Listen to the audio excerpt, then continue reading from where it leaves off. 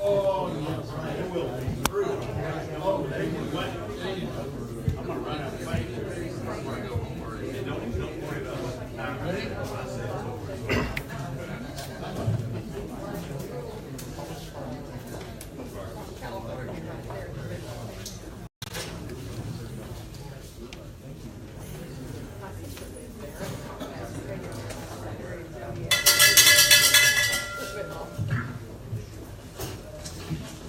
Okay, as we did with the county clerk candidates, we're going to give each of these Justice of the Peace Precinct 1 candidates 3 minutes for their introduction. When the question and answer start, they will have 1.5 minutes to respond to the questions. And then after the, we'll also take questions from the audience again. So if y'all think of something while these questions are going on, write it down and we'll collect it and take some questions from the audience. And then after the question and answer period, then we'll give them the 2-minute closing speech. All right, let's get back to it. All right, so Mr. Hartman, you want to make your opening statement?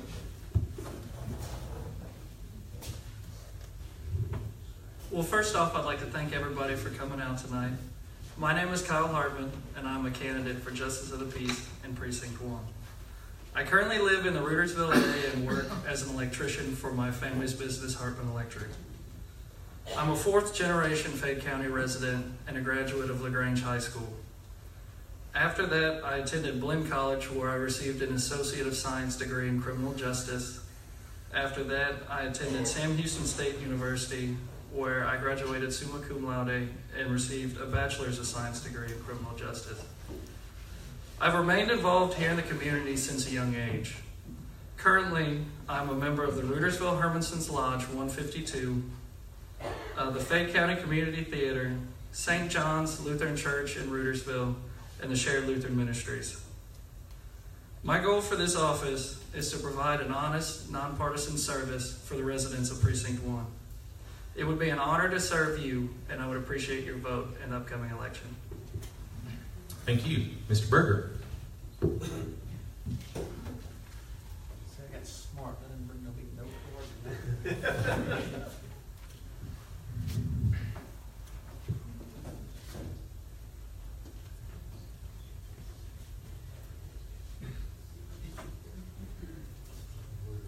Till the battery goes dead, that's right. First, I would like to thank everyone also for coming out. My name is Andrew Berger. Most of you know me as Andy. I was born and raised in Grange. My family's roots run really deep in this community. My dad and my uncle own and operate a body shop business here, Berger's Collision Repair.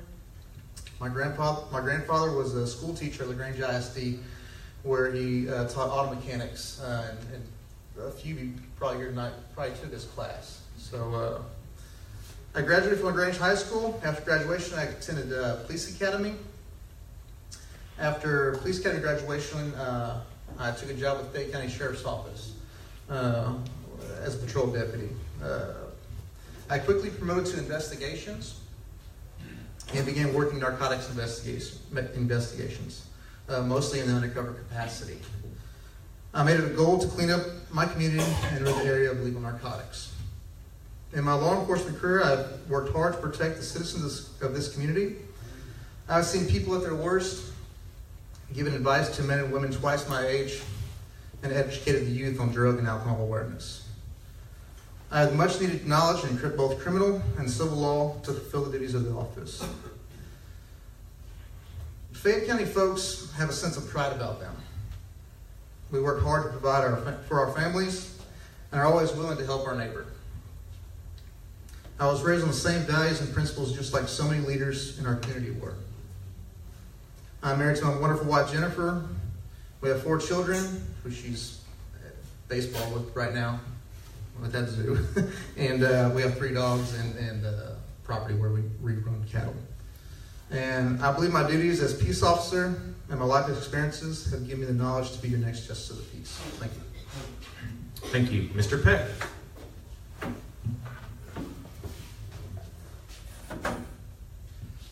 Thank you. I'm Michael Peck.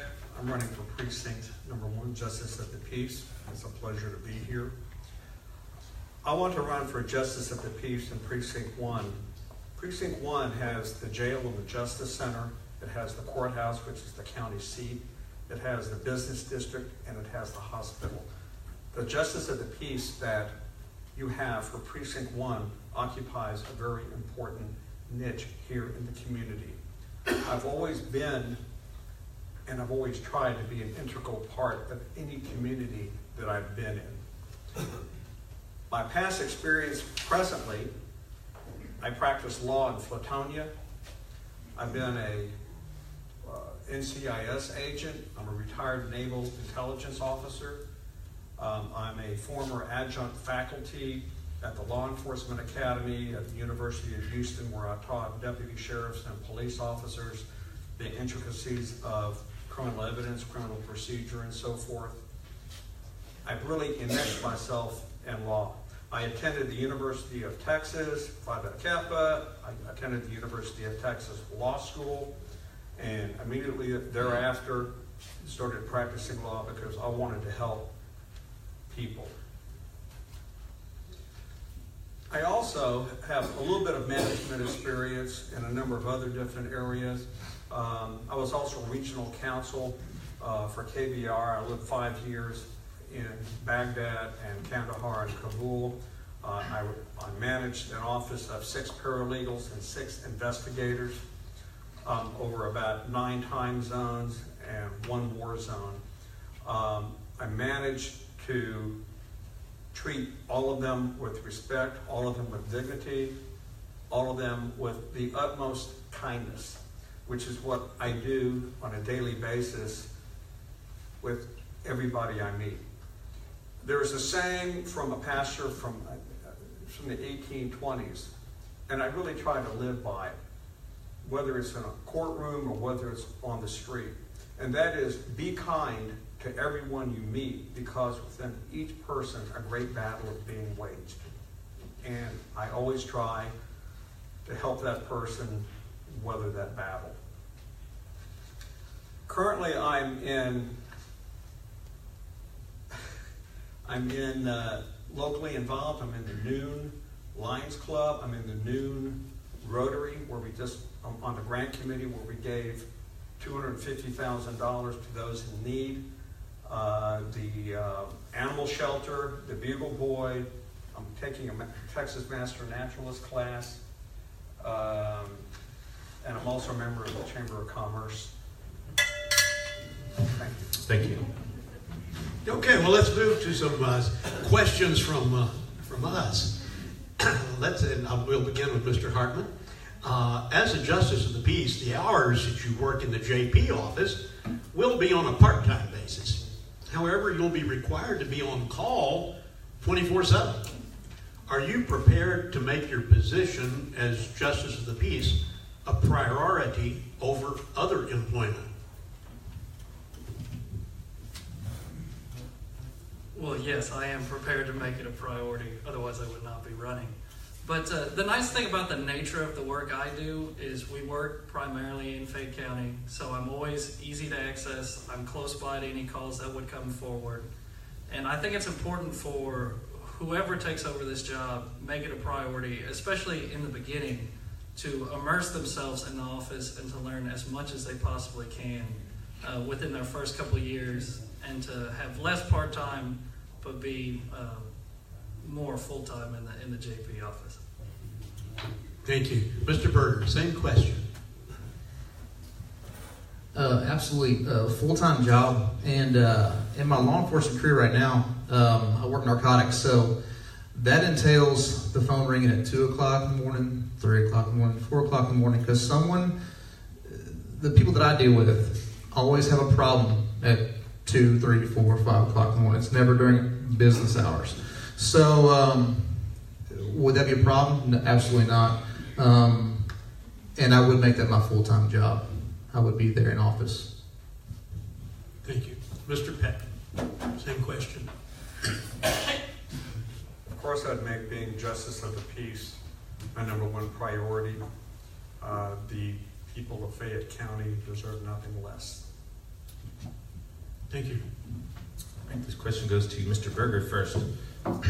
Talk about how you'd be prepared to view some of the more grisly aspects of the Jaypee job, traffic accidents involving fatalities and things of that nature. Once again, back to my law enforcement experience. I've seen car accidents with little bitty babies. It's not something you just, go to sleep and it gets out of your head. I've seen all the way up to 100-year-old deaths. So, have I gotten past that? I haven't. And you have to carry on with a bit of dignity and respect for not only the deceased, but the family also. So you need an individual with empathy and sympathy for the family and also the deceased. So that would not be a problem, no, sir. Thank you. Mr. Peck, same question.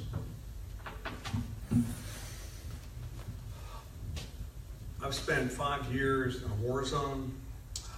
I spent 20 years as an NCIS agent investigating homicides of all types on military bases. It's not a memory that you want to keep and take, but part of this job is going to scenes of death. A death inquest is mandatory for a Jaypee whenever there is an unnatural death, any death by an unlawful means, by a death that is unattended by a physician, a death that is attended by a physician who will not sign a certification of death, for an inquest where there's a child under the age of 6 years old, and all prison deaths. There's nothing that can be said positive about death, but it is part of the job duty. And I have experienced it all in its worst. Thank you. Mr. Hartman. I think as a human being, that's something that's difficult for anyone and everyone, no matter how much exposure you have to it. But at the end of the day, it's a job you have to get done, but it's also an opportunity to really help people. And that's the exciting part of this job, is that is a moment where you can truly be there for people at probably the worst day of their life for a loved one who has just been deceased. So you can find healing in the fact that if you are empathetic and respectful and courteous to these people, you can do a lot for them. But like I said, as a human being, it's something that will be hard, but you get it done. Thank you. Okay, thank you. The next question, we'll begin with Mr. Peck. What is your experience in meting out justice in small claims and juvenile cases? I was a municipal court judge for approximately 7 years in Galveston County. And the extent, much like the Justice of the Peace Court, was restricted to fines. We had every kind of case come in, theft, traffic. My most memorable case was a blind horse that wandered onto somebody else's property and ate their vegetables. We had a trespass case. And by the time we finished it, both parties were, one was 98 and one was 96. And by the time we finished, I pretty much mediated it, and they went out to dinner afterwards.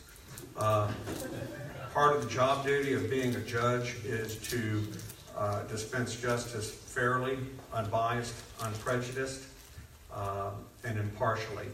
When a friend or an enemy comes into the courtroom, they're neither. At that point, they become participants and parties to the case before the court. And of course, I'd have no difficulty in issuing a finding based on law and on fact. Thank you. Mr. Hartman, experience in small claims and juvenile cases. I do not have any direct experience in this, and I'm proud to say I've done a good job of keeping myself out of court. Okay. Mr. Berger. As far as civil small claims, I've had to sue folks running a small business. I've had to go down that avenue to collect. Being a police officer, you deal with juveniles, not as much as you would think. They are kind of it's a touchy subject. You have to follow it, procedure and protocol. It's not like dealing with an adult. So I have had my fair share of juveniles, probably not as much as Mr. Peck, but yeah, and if you don't know the answer, you just find the resources and pick up a book. Thank you. And this question goes to Mr. Hartman first. All of you have built relationships in Fayette County, whether they be friends, family, clients. Talk about how those relationships would influence your actions and decisions as Justice of the Peace. Well, your role as a Justice of the Peace, as in any judgeship, is to be neutral and nonpartisan. So directly knowing these people shouldn't affect the outcome of the case. But knowing and understanding your community in this office does help, because it helps you get a grip on what kinds of cases and what kinds of things may come before you. Thank you. Mr. Berger. How would relationships influence your actions and decisions as Justice of the Peace? We can all agree that, Kyle and I at least, growing up here, we know a lot of folks. And but I'll agree with Kyle. If someone comes in the courtroom, whether they're friend or whatever, you have to handle yourself with a degree of, I guess, nonpartisan. And in that sense, you can also ask or rescind yourself from the case. Basically, hey, have another judge come in and look over the case. But you have to be fair. You have to be objective, and you just have to carry business that way. Thank you. Mr. Peck, how will relationships influence your actions and decisions as Justice of the Peace? As a judge sitting on the bench, you're primarily restricted to the law that's presented to you and the facts that are presented to you. But overlay that with an understanding of people and compassion, but also the credibility of those people who you are listening to, who are presenting evidence to you. The difference between bias and prejudice: you're prejudiced against someone and you're biased in favor of someone.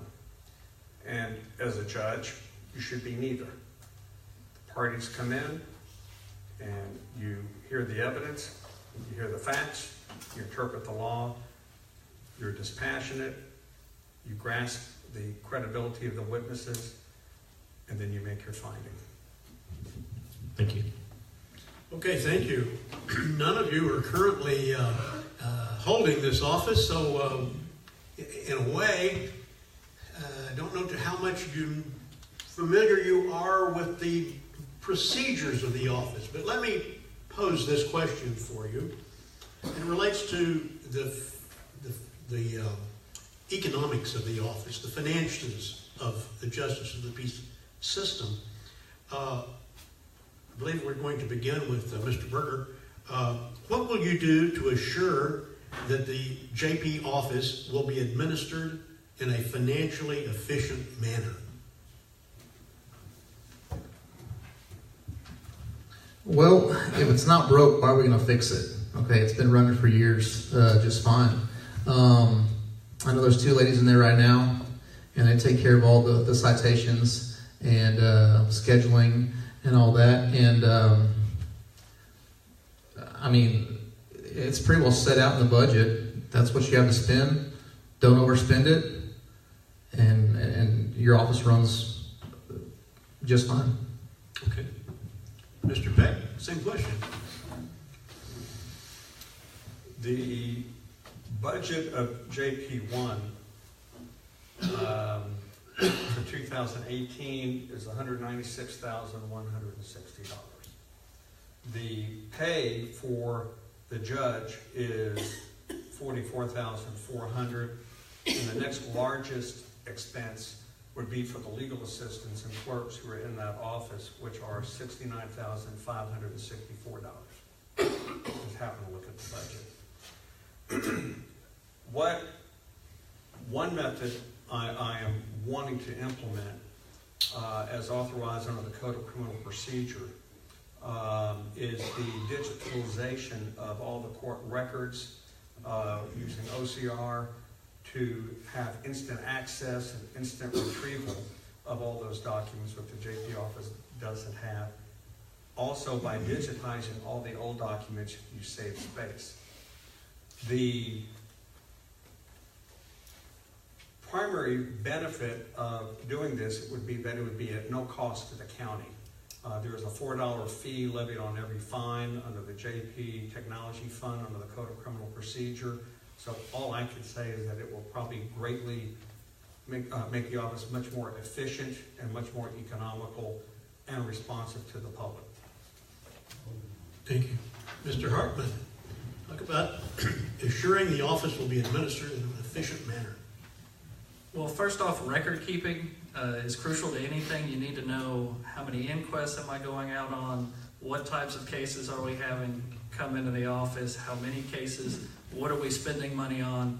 And then the other thing, you know, any of us going into this office have not served in this specific office. So seeking outside help, there's nothing wrong with that. Asking some of the other JPs, like Judge Sufall over in Precinct 2, she's been there a very long time. Getting advice from some of these people that have held the office is also a great resource. Thank you.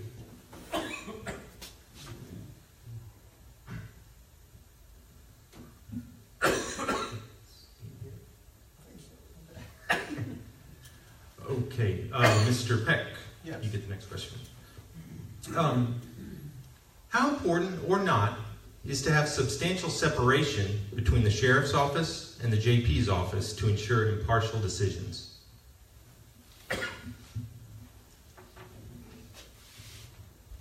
It was said in a recent presidential campaign that perception is reality. I don't think it is appropriate to have the Jaypee office in the Justice Center. In Russia, you have your courts and the gulags. So you kind of know what the outcome is going to be. And I really don't want the citizens of Fayette County to cast any aspersions on the Jaypee court, it being based and housed in the county jail. It needs to be in a separate location and independent from the jail. Thank you. Mr. Hartman. Well, it's important for the JP office to maintain a level of respect across the community, from other public officials to law enforcement to the community. Now, it's important to also remember that a JP is there to be neutral.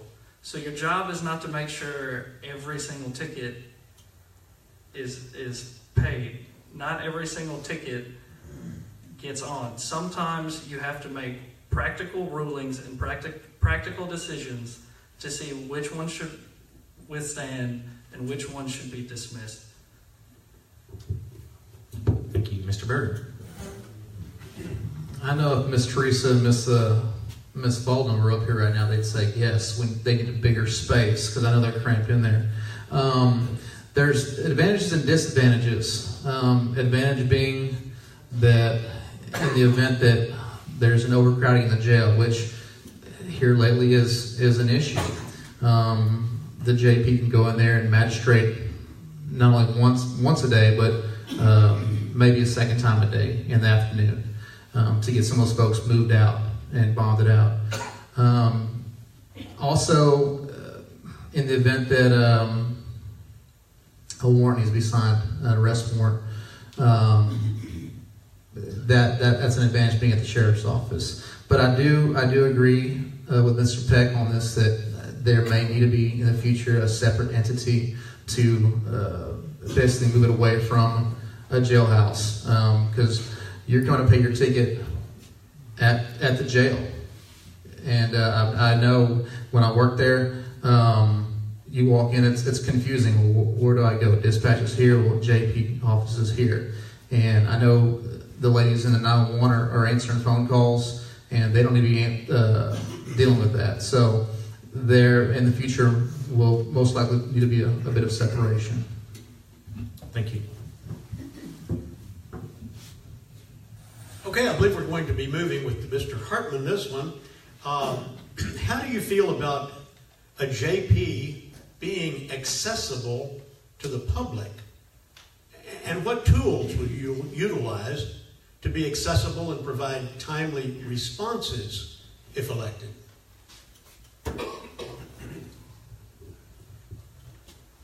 I think it's important for Jaypee to be accessible to a certain degree.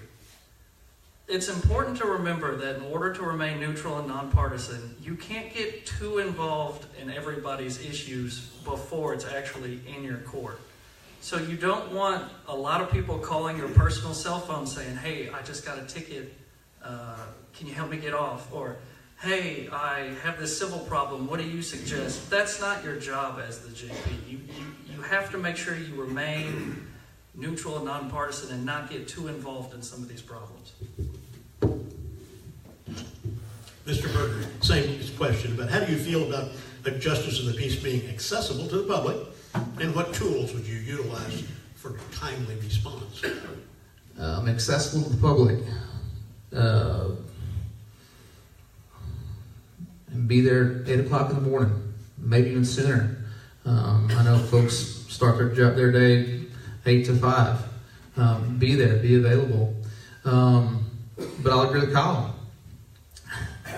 And in the law enforcement experience, hey, I just got a ticket. How are you going to help me? How can you help me? Can you do something for me? You just put me in a rock and a hard place. So I'll give them advice. Hey, contact the judge. They're usually easy to work with. They'll work it out with you, but you have to handle it that way. And accessibility, just be in the office, be seen in public, but don't I guess render a verdict until you've actually heard both sides of the story, and in the courtroom. So, Mr. Peck? The judge should always be accessible to the public, except the judge should not discuss the case with the public. The judge, whether it's in Jaypee court, county court, district court, by the Judicial Ethics Commission, you don't discuss the facts and elements of a case outside of the courtroom.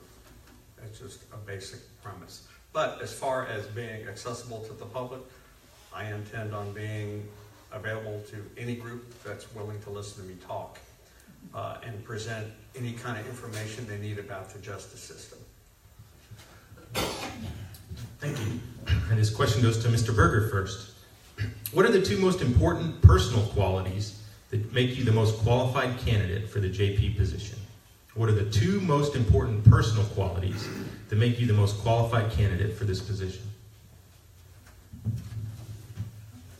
First off, I want to say, by growing up here, I feel it's an advantage. I know how bohemian Czech people are, and I understand how we speak and how to speak to them, and that would be one of the main qualities. The second,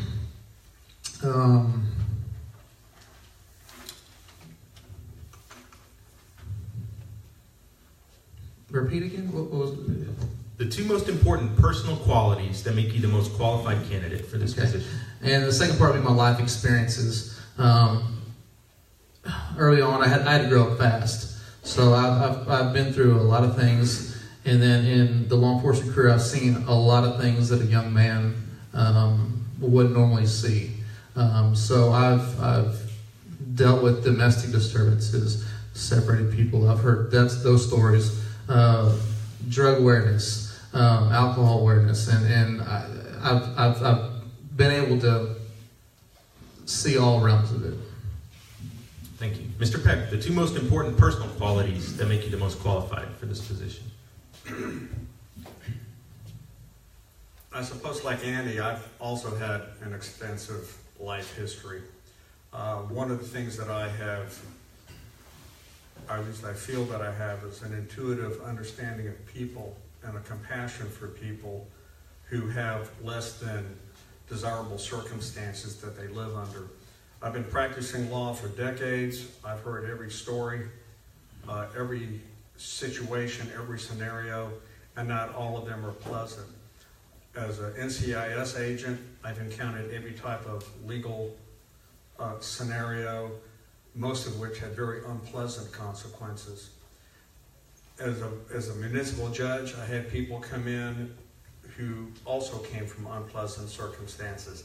Again, I go back to my original premise from that pastor from the 1820s, be kind to everyone you meet, because within every person, a great battle is being waged. And I always try to remember that, and I always try to practice that, kindness. Thank you. Mr. Hartman, the two most important personal qualities that make you the most qualified candidate for this position. My two most important personal qualities are that I'm honest and that I'm level-headed. The most important thing you can have in a judge is, number one, to be a good person, and to, number two, maintain and stay level-headed in their decision-making. Thank you. Okay, I'm hoping that we've got some questions being written on the little slips of paper.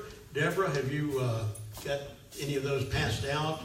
Just Anybody remind have you questions that out if there? you have some questions, we'd love for you to submit them. I've got one more at least here to ask while y'all are thinking about that. Okay. But I thought I would remind them to do that. You might want to. Okay, good idea. So after this last question, we'll take another 5-minute break so y'all can write down some questions and we'll collect them and then we'll start again. Okay. Excuse me. A justice of the peace is required to be on call 24 hours a day, 7 days a week, as well as being required to work a standby system with the other 3 JPs each time one of them leaves the county. How are you going to handle that? And I believe Mr. Peck is the first one on this question. It's pretty easy. I call up the other JPs, and the JPs in a given county, whether it was 1 JP or 16, because some counties have up to 16 JPs, work out a schedule where they cover for each other. A JP cannot always be in court on every single court docket, so there always has to be some kind of mutual understanding and alliance. I really don't anticipate any difficulty with the other JPs whatsoever. Mr. Hartman, same question.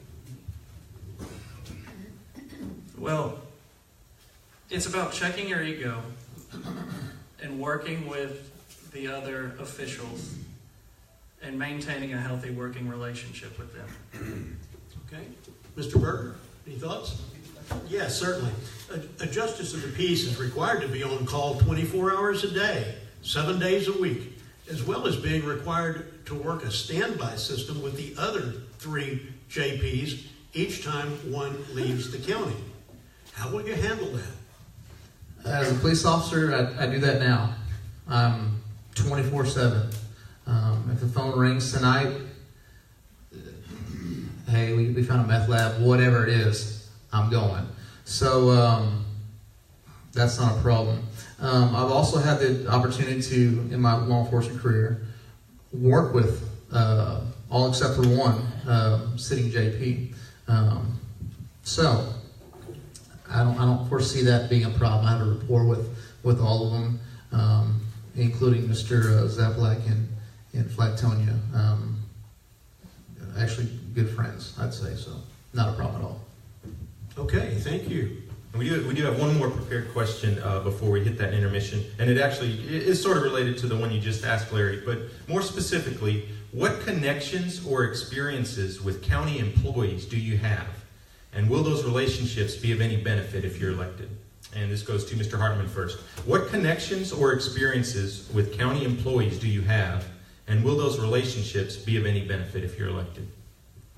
Well, when I decided to run for office, I took it upon myself to go out and visit with some of the other county officials and to get to know them a little bit on a personal basis, so that if elected, there is a healthy relationship there and you can maintain a positive working relationship. Thank you. Mr. Berger, connections or experiences with county employees that would be beneficial?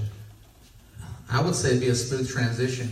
I've worked a good amount of my career in law enforcement in this county.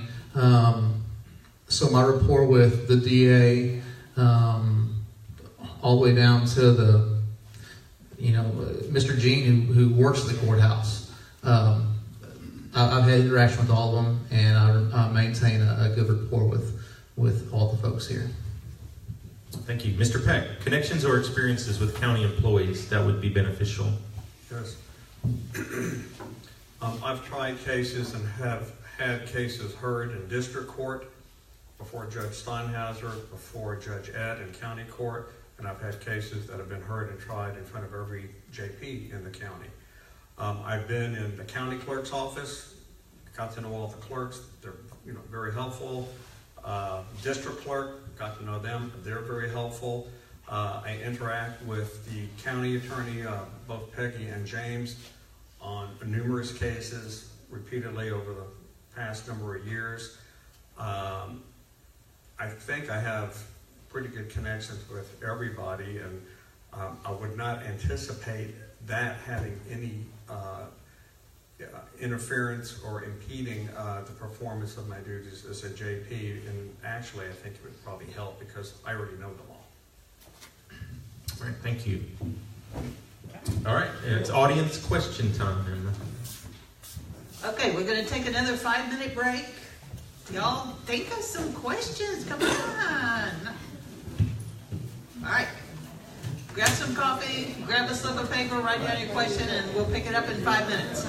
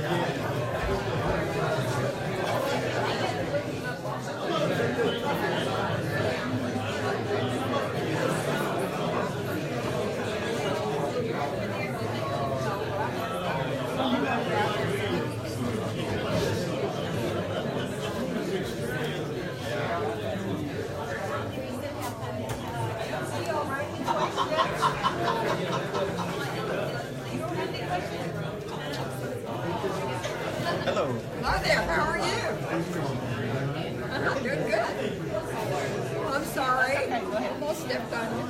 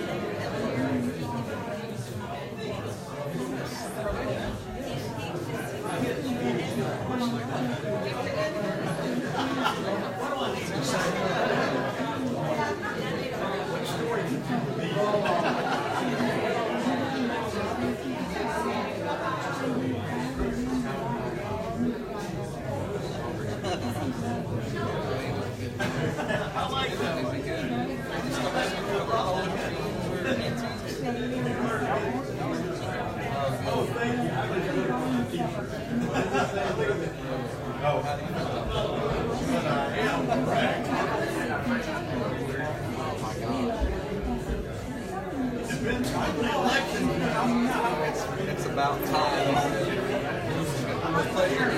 Yes, ma'am. Thank you. You may have noticed. Just saying.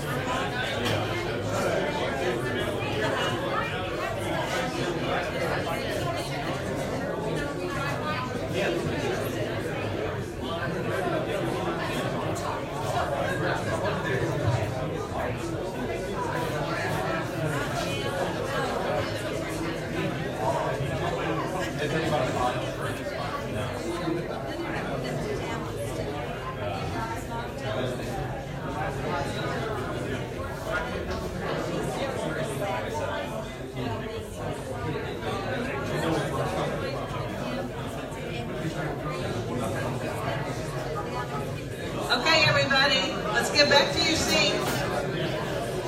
We got a few more questions.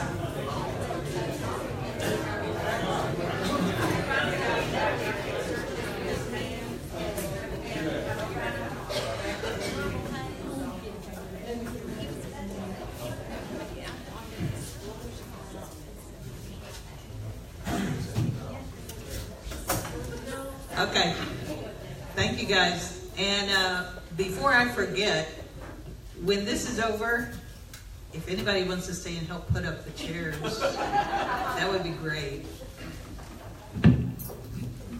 Right, we don't have a lot of questions up here, but there's some pretty tough ones. So, see, Mr. Berger, this goes to you first. Is this a career job for you or a step for a higher position? Well, I'm actually going to close with a story, but I'll touch on that right now. When I was a young man, I was actually, I got to speak with a Jaypee, Mr. Fred Hartman, and Mr. Hartman was actually my saving grace, and he put me on the right path to a successful career, and thankfully I made the appropriate path choices to get where I am today. So to honor his legacy and to carry on the tradition of the office, it would be a career for me. Thank you. Mr. Peck, is this a career job for you or a step for a higher position? I'm intending on being buried in the office. Thank you. All right, Mr. Hartman, is this a career job for you or a step for a higher position? For me, this is definitely strictly a career move. I became interested in the Jaypee office on an internship when I was at Sam Houston State University.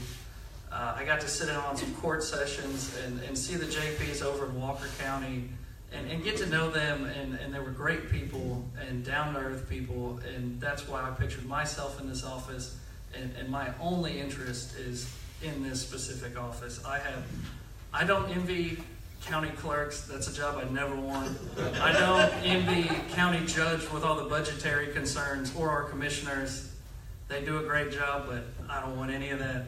I'm just interested in justice of the peace. Thank you. Okay, so this one begins with Mr. Peck. In what recent primary elections have you voted? I voted in every single Republican primary.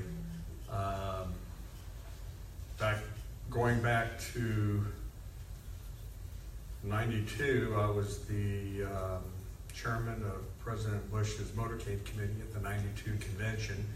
And I got that because the Secret Service said they needed 90 people with top secret security clearances. And I found 90 of them.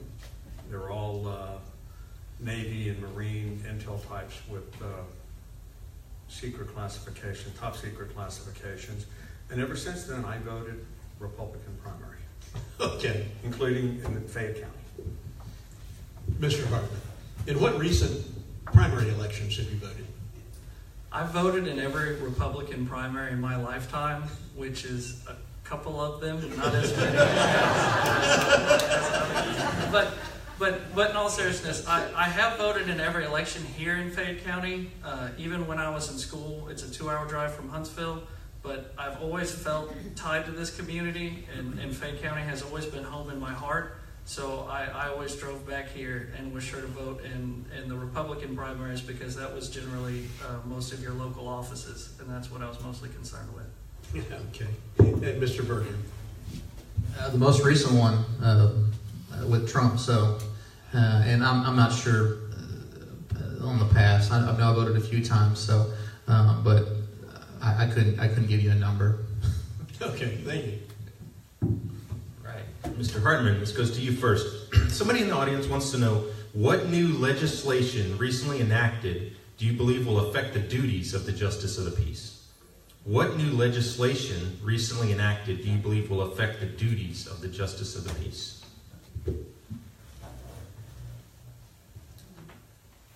I'm going to be completely honest with you. I don't know the answer to that question. Mr. Berger, any thoughts? What new legislation recently enacted do you believe will affect the duties of the Justice of the Peace? I know they were talking about raising the level of civil from 10,000 to 20,000. I'm unsure if that passed. That would be something that I would have to dig into if in office. Thank you. Mr. Peck, what new legislation recently enacted do you believe will affect the duties of the Justice of the Peace?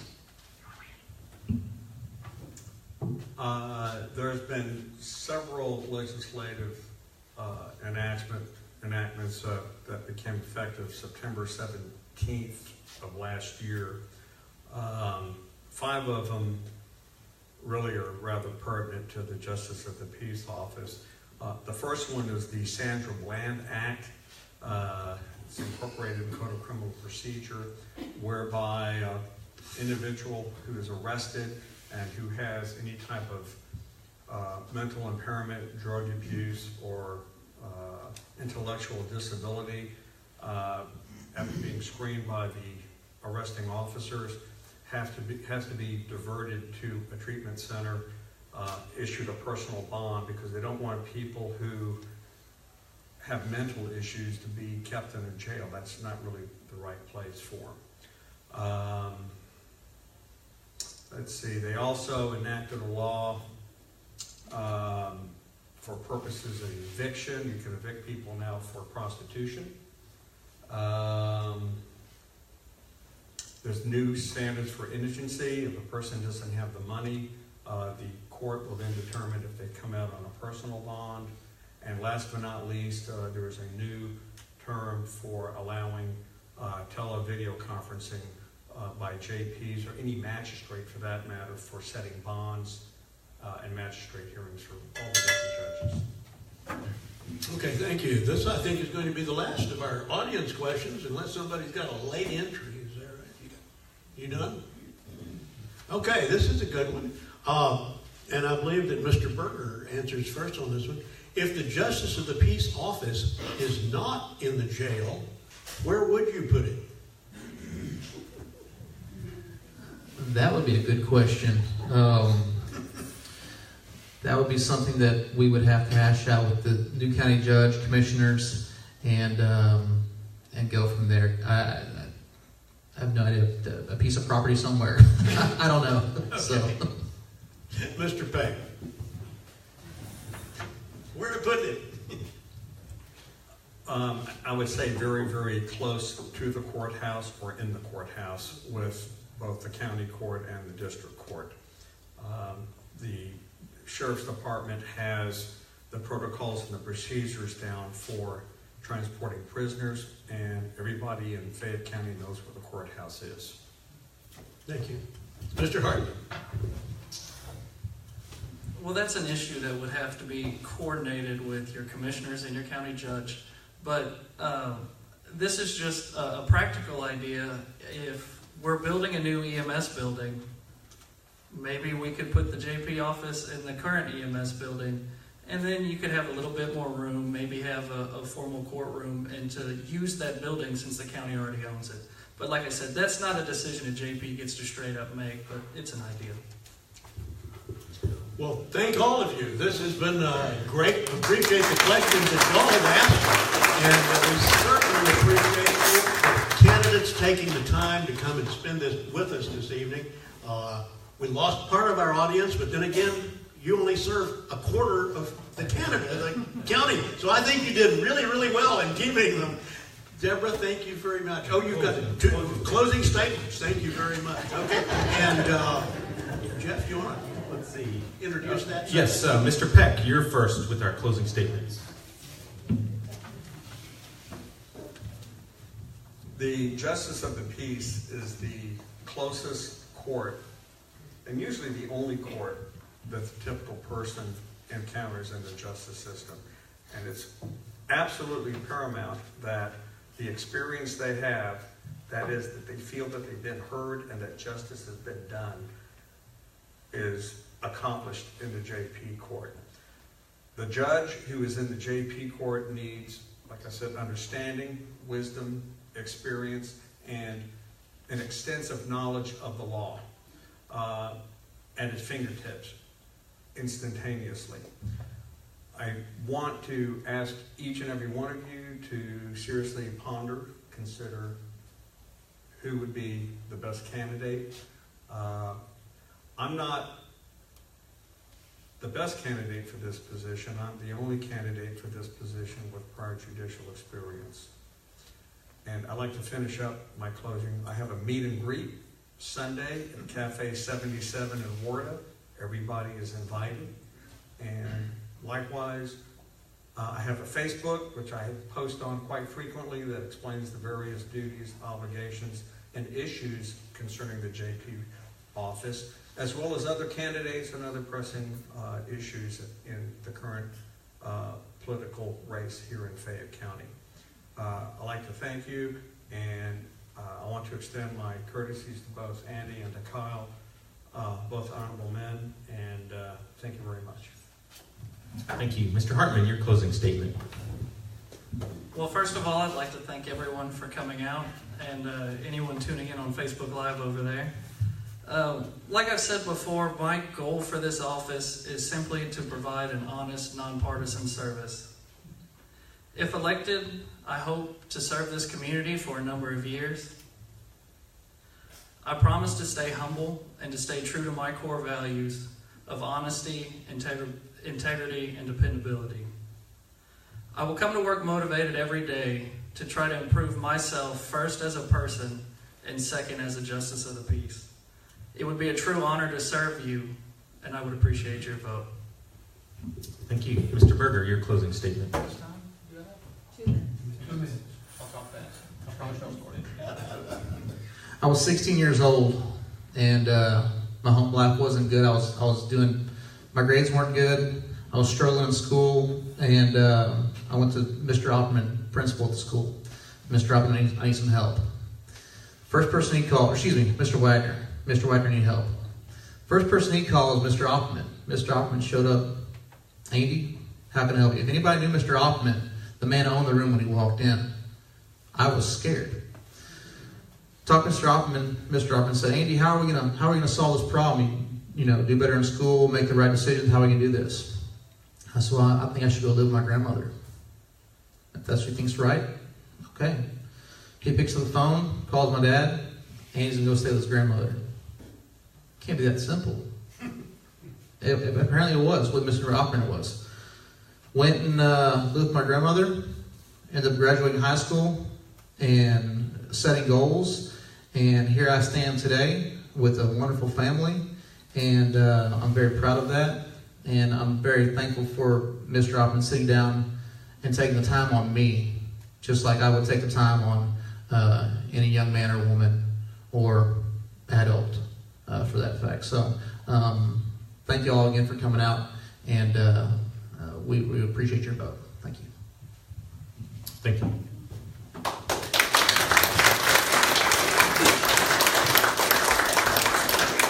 Okay, thank you, candidates. We're going to turn you loose. And again, you guys, I appreciate you coming out, wanting to get to know the candidates, educate yourselves before you go to the polls.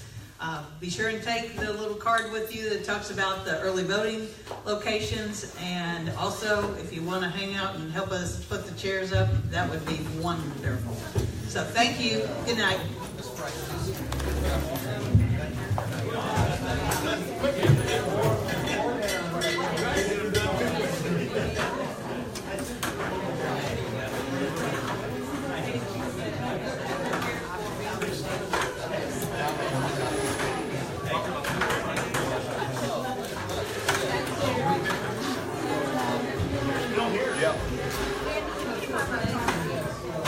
Good job, man. We finally got 4 of these done.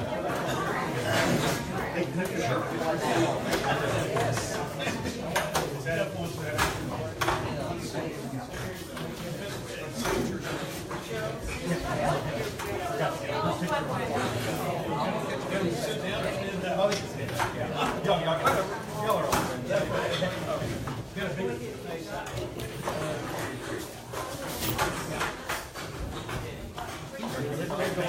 are